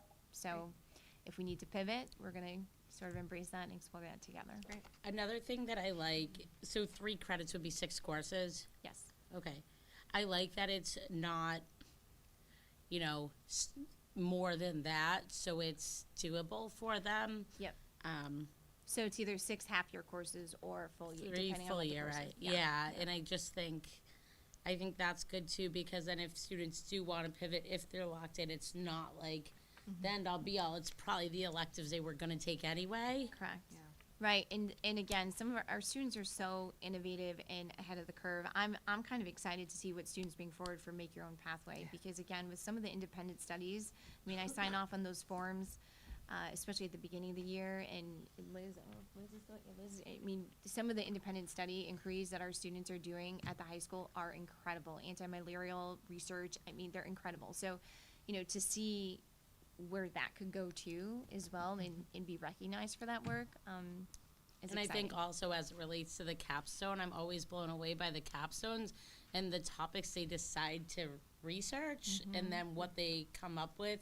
I feel like this can also. So to that point, we could be here all night, but I to know. that Sorry. point, the extended learning opportunity in time may be offered as the capstone experience for a student in pathway. So if a student declares a pathway and they're doing an internship, they're out in the field, they're doing some sort of hour documented research, that may count for satisfy their senior capstone class, and then they'll do some sort of formal presentation at the end of their senior year. That's awesome. Yeah, it's evolving. My biggest piece of advice to high school students is always to shadow, because so many people spend all this time and money in college to find out this is not really where they want to be. So I really love that piece. Yeah, It's thank very you. important. Great. Any other questions? I just wanted to just ask a question and make a comment. So it sounds like you're going in with an open mind so that there's room for flexibility and change, in that if these particular pathways aren't, these courses don't fit into this box necessarily, that they can be swapped in, swapped out. I mean, obviously not in the curriculums, you know, you're not gonna put a science class in with a visual arts class, but, I mean, you can be open to the fact that some of the courses may not work, or some students aren't signing up for it, so Yep. it's not set in stone that this is what's here is gonna Correct, and necessarily it's an opt-in, right? So I think part of our, you know, measurement of success is how many how are we doing on our end of marketing this to students and families, right? Educating families so that they know that they're there that and this available. is correct, right? So we're already talking about where is this going to live, how are we going to market this, and then, you know, really understanding the demands of the pathway. But again, it's an opt-in, okay, and really an opt-out if it's not working out. But all the while, you're still meeting your graduation requirements. Right, good, thank you. You're welcome. Any other questions on this? Okay. I'm going to move along here. So I'm going to move down to the significant changes within our program of studies outside of Pathways. So really what I want to hone in on here is while there are some changes and some exciting opportunities on deck, much of what you're going to hear is rebranding, okay? And so part of the work with Steve Rothenberg, our consultant, was the semantics, the actual language in the program of studies, and some of the word choices and titles of courses, and the question of do kids and students, do teenagers even know what that means, you know, in 2024? And so, you know, we kind of took that approach when thinking about how to redesign some of the classes that live at Berlin High School. Okay, so I'm going to bounce around a little bit here within our CTE, our Career Technical Education field. So this is our Allied Health and Emergency Services, as well as our Business Education Department and Technical Education Department. So I'm going to start with the Allied Health and Emergency Services. Okay, so again, we are just opening up, removing some barriers. We're opening up our EMS class is now available to students in grades 10, 11, and 12 instead of just upperclassmen. Our firefighting leadership class is now available to students in grades 11 and 12 instead of just seniors. Okay. Moving along to page 4, I'm going to skip now to our Business Education Department. So we have some exciting changes in our business department. Two things that I want to make mention of here is our partnership with both Junior Achievement and CCSU. So thinking about, again, offering more students more opportunity should they want to opt into the opportunity to get early college credit before they leave high school. This is, again, is going to open up doors for many students who may not take an AP class, who may not take an ECE class, as currently, you know, displayed in our current program offerings. So we are currently working on, and I believe all of our letters and everything are in with CCSU and connecting through CCSU Early College Economics, as well as CCSU EC Marketing 1. Okay, and so again, we're waiting for pending approval. I'm going to turn to my colleague Lori. We're still waiting for pending approval? Okay. Okay. So we anticipate with the communication we've had with our partners at CCSU that both of these will be passed. We already have staff and teachers, certified teachers who are adjunct professors in this particular department. So again, we're just sort of waiting for the green light from CCSU, but we anticipate that this will be a go for next school year. Okay. Moving down, okay, our personal finance class is now going to be available for students in grades 9 through 12. This is a graduation requirement. Again, we had boxed students in to offering it when they first enter high school, but we want to expand it in case thinking about the pathway, if it doesn't fit a particular program design in one particular year, it just opens up that opportunity. Okay? They don't get college credit for that though, correct? No. So not for personal finance, but when we jump down to Business 1 and Business 2, okay, and our revamping of this, it'll explain a little bit of the direction we're going into. Okay, so currently our Intro to Business 1 and Business 2 class is going to be offered in transition next year to be offered to be taken simultaneously. So there are 0.5 classes. If students in grades 9 through 12 opt in and should want to, they can take Intro to Business 1, okay, management, and then concurrently right after Intro to Business 2 with accounting and finance and receive one full college credit, okay? And that's an opt-in opportunity for the students.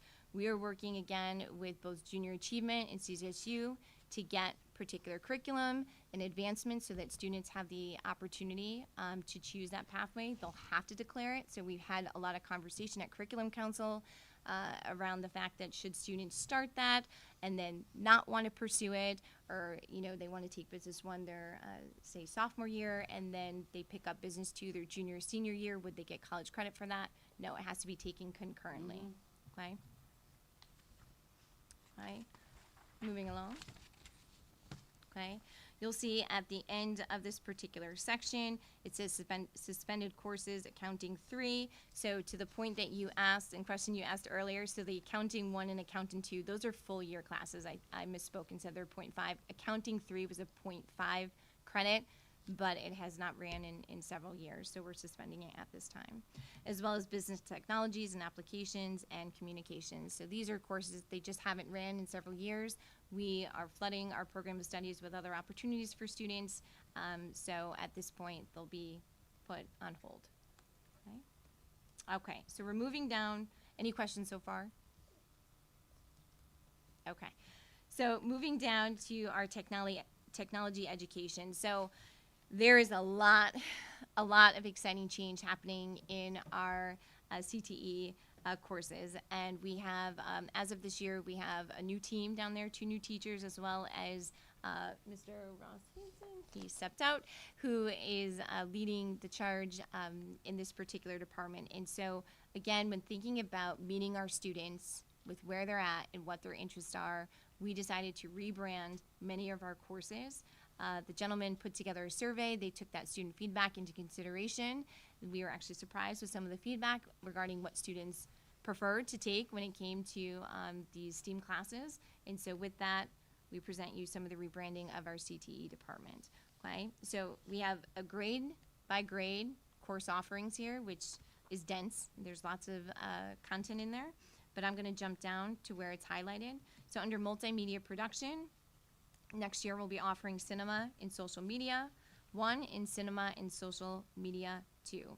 What you'll see in the key there is that we are also offering honor challenges in all CTE courses next school year. So what that means is that students who want to opt in for an honors challenge to get the honors grade bump, there will be opportunities to take on some significant projects, okay, and even perhaps extended learning opportunities outside of the particular course, so students can acquire and meet that particular requirement to get the honors bump.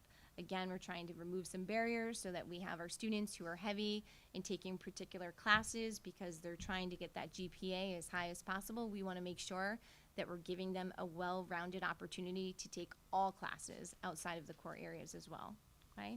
So our cinema and social media 1 and 2, again, this is rebranded. This was previously our TV studio class, okay? Multimedia student teaching assistant, you'll see a theme here.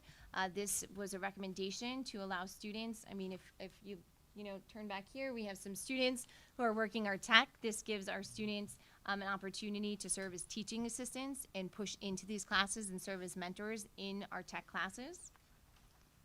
Moving on to page 7, we have studio and video production 1 and studio video production 2, both 0.5 classes. Again, honors challenge available in both courses. Moving down to engineering technology, we have architecture and engineering 1 and 2. Again, both 0.5 classes, both with honors challenge available. Moving on to page 8, engineering tech, student teaching assistant. Again, another TA opportunity for students. We have game design and technology. We have mechanical engineering and robotics 1 and 2. Again, both with honors challenges available.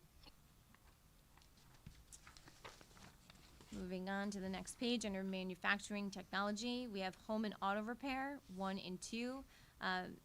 Members of the Curriculum Council were able to see a bit more in-depth presentation of the CTE redesign, and something we're really excited about is that one of our teachers has an extensive network and is bringing this course to Berlin High School, and students will have outside of their typical mechanic course, they're going to have opportunities to have electrical and engineering opportunities, how to repair things in the home. They have demo sheetrocks, they have electrical units and whatnot. So it's really exciting. Things we all wish I think we'd had when we left high school. Manufacturing student, TA, again, and then woodcraft and modern manufacturing, also with a honors challenge availability, 1 and 2. So I really did not give that department the credit that they deserve for the redesign. Bringing on our 2 new teachers most recently, again with Mr. Hansen supervising them, we have some really exciting movement coming that way. We've been talking for years of how do we, capitalize the space in the resources that we have between our TV studio, radio station, and then that whole wing in the back there, and it's really coming together. We also have some exciting opportunities perhaps the following school years. We're looking to bring in a drone certification course and really be forward thinking. So exciting times. Any questions regarding the CTE department?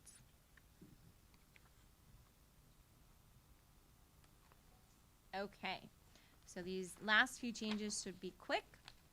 In English, we just have a quick name change. Our issues and methods in writing and peer tutoring is now called Foundations of Peer Tutoring. If you jump down to Fine Arts, it says there is a series of suspended courses. Rest assured, we are not suspending our concert band and choir. We are just having, again, some rebranding and some renaming, okay? So again, we have our grid by grade that demonstrates the courses available to students, okay? A bit dense there, but if you jump down to the highlights, we have our Red Coat Marching and Symphonic Band. We have our Red Coat Singers, which is band and chorus, essentially. Again, both offer honors challenge available to students. If you flip to the next page, under theater courses, we have transitioned our theater course to Improv Essentials, again, trying to open this up to more students outside of the students who you saw here performing and who take the stage. We want other students to know that they can take these courses, really expand their experience, okay? Under non-performance courses, we have a rebrand in our History of Popular Music, which is now called Rhythms of Time, the Evolution of Popular Music. Our Music Tech 1 class is now going to be called Sound and Innovation, Exploring Music Technology. Turning to the next page. Same goes for Music Tech 2. Okay, our Pianos 1 class and Pianos 2 class is now building in a scaffolded way. Piano Foundations, Discovering the Keys, and Piano Expressions, Building Skills and Style. Piano 3 and 4 is now called Mastering the Keys, Advanced Piano Performances. Okay, and then moving on to our visual arts, I'm actually going to jump to page 15. Our 2D art and design class. The 2D art and design classes are the hand-based complement to a more tech-driven digital art classes, and there's no prior skills required. We had some movement here really to hone in on our jewelry and metalsmithing class. The teachers wanted to have students have an experience with a more hands-on fine motor course before getting to the jewelry and metalsmithing class. So that's why that one is highlighted. And then jumping down to the 3D art and design, that's going to serve as the prereq to jewelry and metalsmithing based on the significance of tools and safety factors that take place in that particular course. And then moving on to page 16. Under Learning Center, we have some suspended courses, Advocacy and Community and Alternative Learning Strategies and Transition Center courses have all been suspended names and courses. A new course for next year is Targeted Instruction, okay, and that's taking over for our transition courses. And then under Math, we have some offering changes here, okay, as demonstrated. Honors Algebra 1 has been removed as a prereq to Honors Algebra 2. And then AP CCP, our Computer Science Principles has changed to AP Computer Science Principles, is no longer affiliated with the Connecticut State Community College's Career Pathways program. The stipulation that students may not take Computer Science Discoveries 1 and 2 after AP Computer Science and AP Computer Science A have been completed as removed as well. Okay, so again, just trying to remove barriers for students. And then lastly, we have combined our real history classes, real history and real American history into one course for next school year, which is real history, exploring the past through film. And the social studies department is suspending debating current events in the psychology lab. You're funny, Chief. Start from the top. So funny. Questions?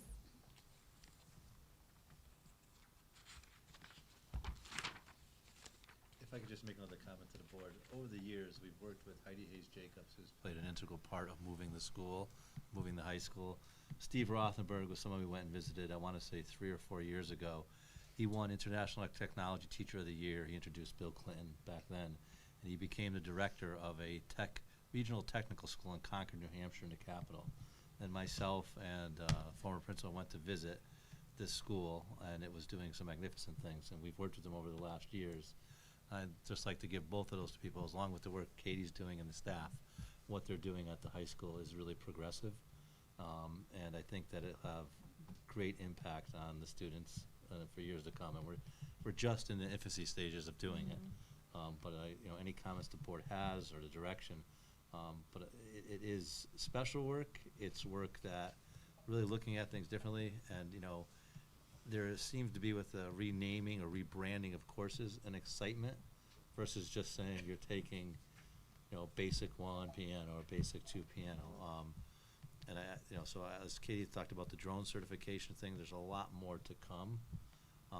The biggest issue is size and who can we be and how much can we do with the size high school that we are, because there are limitations with the number of students and what we can offer, and so on. So I don't know if you'd like to add to that. Yeah, Katie, I would just say that, again, a piece of this planning too, from a more managerial side, is marketing it, right? And thinking about, Lori and Cara and I were in conversation, Chris Sullivan at his first secondary principals meeting, about how we can market this to 8th grade families, because coincidentally, we've had a number of students from E.C. Goodwin transfer back to Berlin High School in the last few weeks.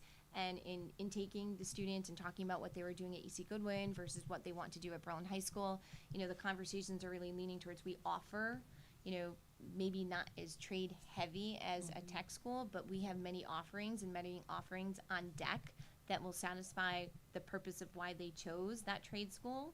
And so how can we market to families earlier so that they know Berlin High School is the choice that works for their family and works for their student? So that's some of the work that, is to come. We're in the works of making, a hype video for some of these changes and really getting that out. Well, and I think that's more favorable in our budget process, because it keeps students in, and then we're not paying their tuition. Yep. So, exciting stuff. Okay. Thank you. Thank you. Thank you.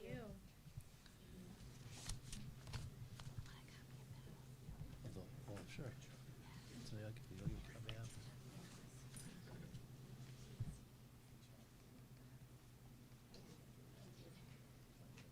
Do we want to take it? You can just get up and go if you need to go to the bathroom. To anyone, I don't know if someone just said that.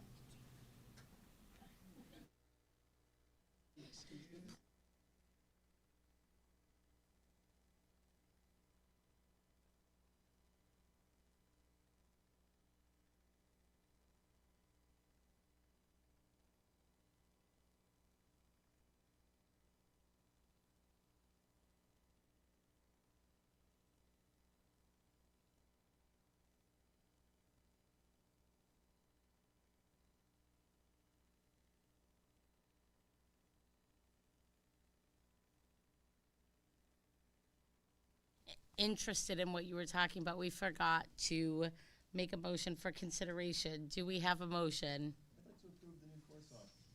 And revisions to the Berlin High School program studies for 2025 and 2026 as presented. So motion by Peter, second by Brian. Any discussion? Feel free. Great job. Thank you for that. Okay, we can move to a vote. All those in favor? Aye. Opposed? The vote is 8-0. Okay, moving on to our district continuous improvement plan for 2024-2025, and Lori and Cara will present this to us.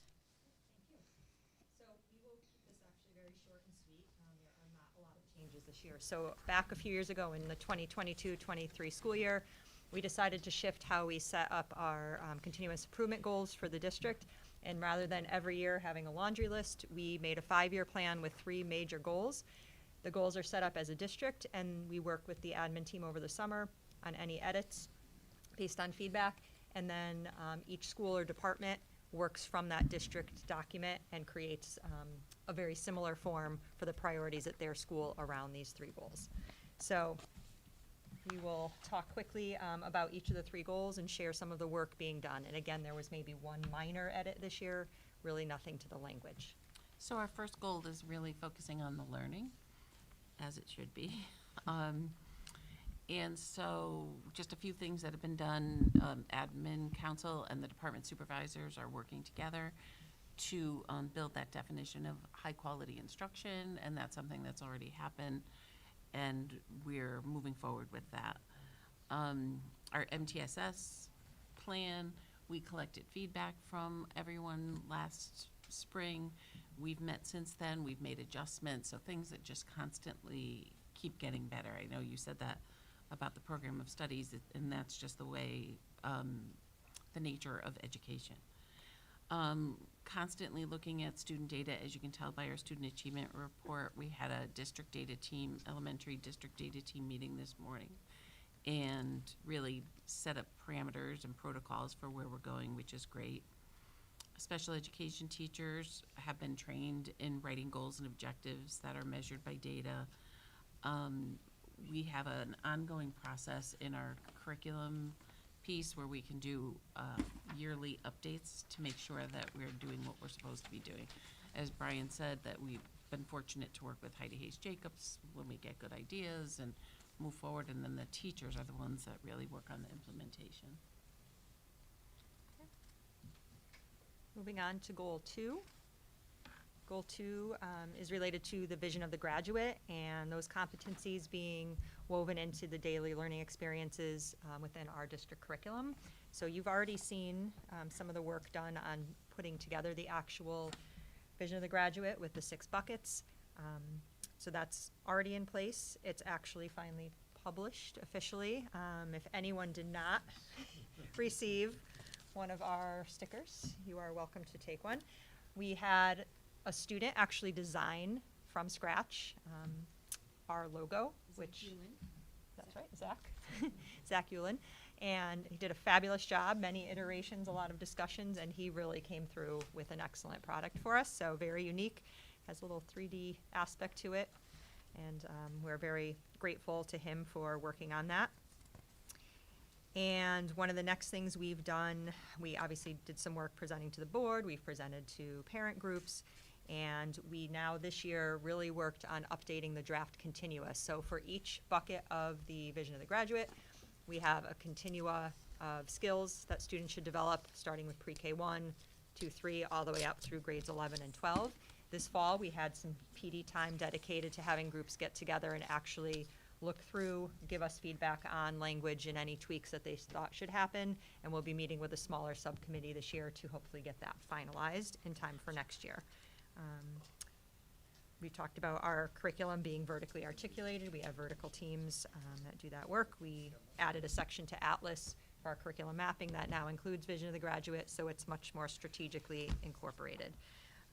Report cards at the elementary level. At this point, we're only in the phase of really looking at our success indicators and like learning behaviors and things in terms of changing some language to reflect Vision of the Graduate language. Similar at McGee as well, where they now have a separate section of the report card for that. And then high school, their work with Vision of the Graduate, not so much on the report card end, more so on the e-portfolio and capstone work. And then student-led conferences is a big component of Vision of the Graduate. At the elementary level, we're still in the piloting phase. We did have to push back the possibility of working with grades 6 through 8 as we're still with the elementary. And as you saw already, expanding the career-connected learning opportunities at the high school level.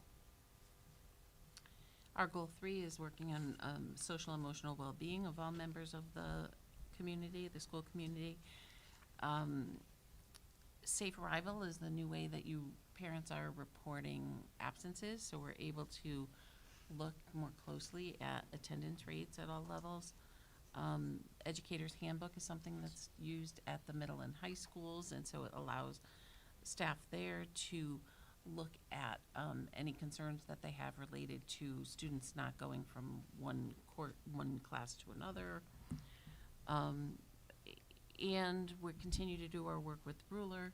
We continue to really just focus on getting kids ready for learning, because one thing that we do know is that if kids aren't social emotionally ready, they can't learn. And so that's where we are with that. Any questions? That is it. Short and sweet. Shortest part of the meeting.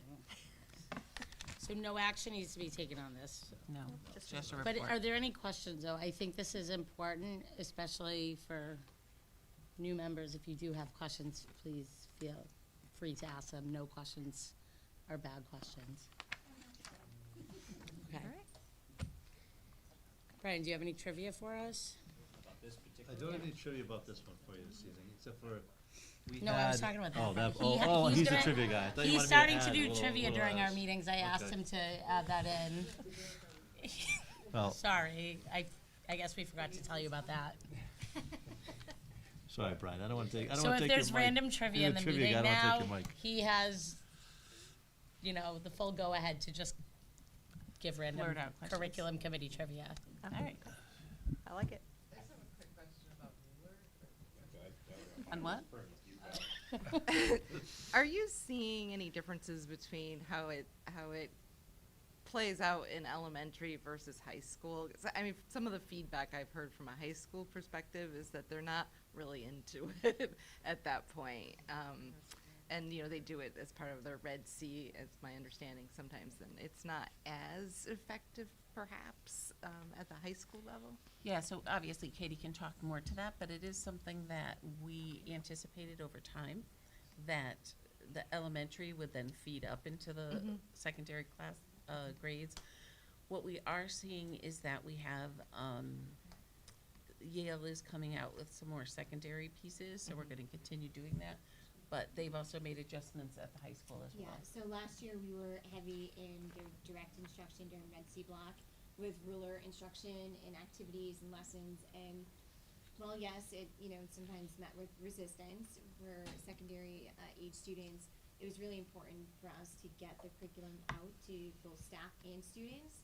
And really, the goal at the secondary level from all of the research and work that I've done with ruler is for it to become intrinsic, so the acronym, represents different pieces ultimately with a goal to regulate emotions. And with that being said, we have, still our visuals throughout the school, and that's the ongoing work. But we've pumped the brakes a little bit with the direct instruction of the ruler activities for student feedback, for staff feedback, but we're still using language. So again, trying to Those keep the reminders culture are there, alive, but yeah. at the same time, I think as more students come up from elementary and middle, and they reach us at the high school with that foundation, we'll be able to embrace Yeah, it. definitely timing of when Yeah. they started Yeah, with it, right? We kind Yeah. of started, right when they entered high school, so.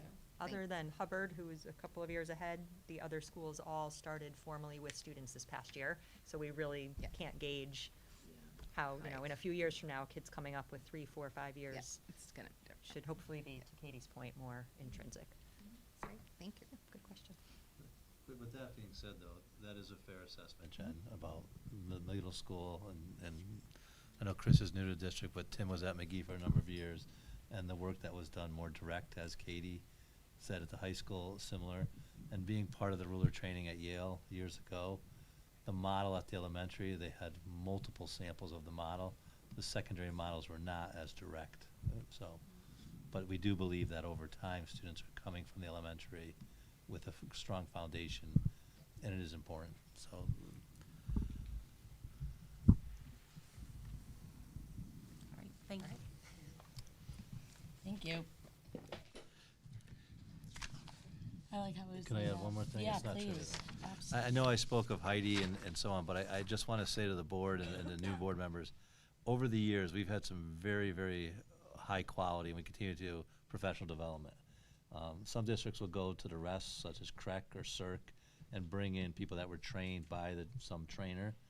We worked with someone years ago named Mike Schmoker, who's published multiple, and I'm going to give Lori and Carl the full credit here, but looking at the goals when they took on the positions of curriculum directors, we had multiple goals, and they weren't as succinct, and they were changing and so on. And Mike Schmoker used to say, if you have more than 3 goals, it's too many goals. And they went and looked at those goals and said, what are the salient goals that we need to move forward? What transcends year to year that we can build upon and still put in, and that's where we came with the 3 goals. So I just think it's important for the board to know where they came from and the things that you support when people say, well, what about the PD that's received in Berlin? Having Heidi Hayes Jacobs, having some of these people have really pushed the envelope with things and caused us to look outside of where we normally would look. And so, but I appreciate both of you with the 3 goals and making it succinct and making it something that people can look at, and it's not as though you're flipping through a notebook figuring out what the goals are. So, thank you. Thank you. Okay. So we are now moving on to policy review and revision. This is correct? Oh, because we moved things around. I was looking at C. I'm sorry, that's why I said no action. Okay, do we have a motion for consideration? I motion to approve the district's continuous improvement plan for 24-25 as presented. So we have a motion by Jen. Do we have a second? I'll second. So motion by Jen, second by Gina. Any discussion? All right, we can move to a vote. All those in favor? Aye. Opposed? 8-0. Thank you for that. Okay, so now we are moving on to our second reading and adoption. In Schoology, we have a detailed list of explanation of recommended policy revisions. So I hope you all have the time to read them. So how this will work is we are going to have a motion for consideration, a second, and then we can open it up to discussion if there is any. So first, I'll entertain a motion. I'll move that the board adopt revised policies 1011, 3100, 4112.51, 4111.1, 4118.11, 4118.112, 4118.114, 4152.6, 5112, 5113, 5118.1, 5129, 5141.21, 5141.5, 5144, 5145.4, 5145.401, 5145.5, and 6146 is presented. Do we have a second? So motion by Peter, second by Jen. Now, is there any discussion? It's okay if you guys have any questions, comments. I don't have this, I have a question. It kind of reminded me of the admission to public schools before age 5. Where are we with that? Which one, Brian? So the age 5, so this year we did a 1-year exception, and then starting next year, So there should be some work over the next few months to make sure we're prepared, right? Yeah, so where are we, yeah, go ahead, please. So we, last year we did the screening because we have to per state law, but we did give for, based on your direction, we gave an exception so that if we said a child wasn't ready for kindergarten, a parent had the right to override us just because of the timing of everything. This year, we're going to do the same screening that we did last year, and that information goes out at the beginning of January, and parents will not have the ability to override our decisions.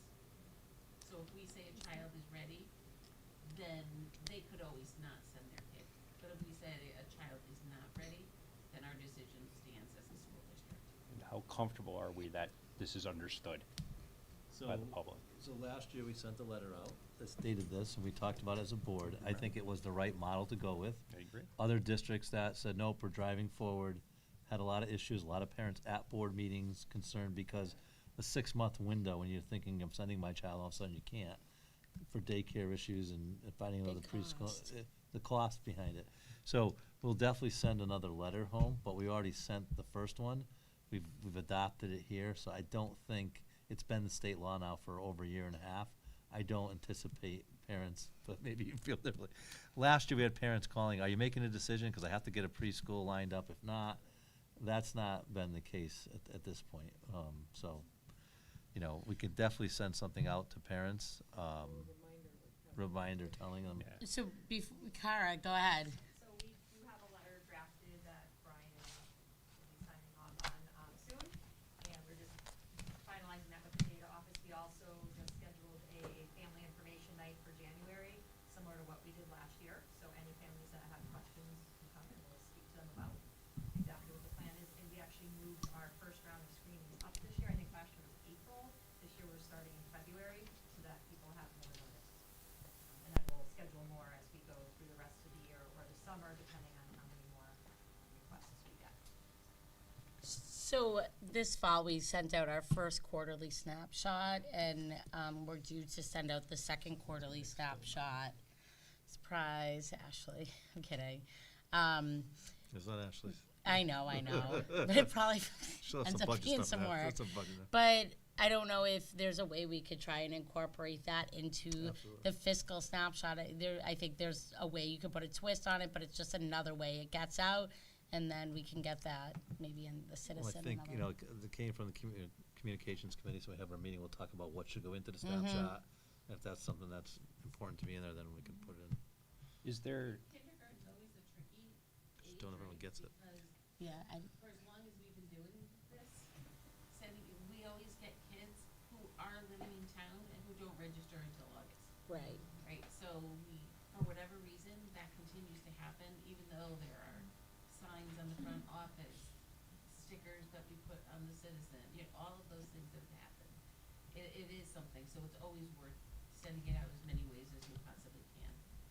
I don't mind overthinking this one a little bit because I don't want to just have delayed what every other school district went through for a year. So I'm wondering, is it okay and is it possible to sort of maybe send this information to the local daycare so that they know Yeah. and they could talk to their, Well, we already changed, I mean, I work at Little Blessing, so we already changed it. So, it's phenomenal. That my current students right now, they had to be 4 by September, so that means they will be 5. So, yeah. So we So that was planned it smart. from last year. So do you know if any of the others have done that? Have you talked to, or you just don't know? No, I don't know. The only Good to thing I know. think that parents are aware of the law because of what transpired last year.